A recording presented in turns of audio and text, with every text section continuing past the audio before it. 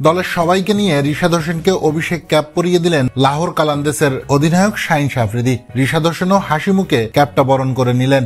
এই ক্যাপ মাথায় পরে পাকিস্তান সুপার লিগে প্রথমবারের মতো বাংলাদেশি লেগ স্পিনার হিসেবে দায়িত্ব গ্রহণ করলেন রিশাদ হোসেন। উল্লেখ্য যে এদিন আগে ব্যাট করতে নেমে বিলিংয়ের ব্যাটিং তাণ্ডবে 219 রানের বিশাল সংগ্রহ পেয়েছে রিশাদের লাহোর কালান্দাস। মাত্র 19 বলে বিলিং তুলে নেয় ঝোড়ো 50। এদিন অধিনায়ক শাহিন আফ্রিদির বিদায়ের পর ব্যাটে আসেন রিশাদ হোসেন। মাত্র এক বল খেলার সুযোগ পান তিনি।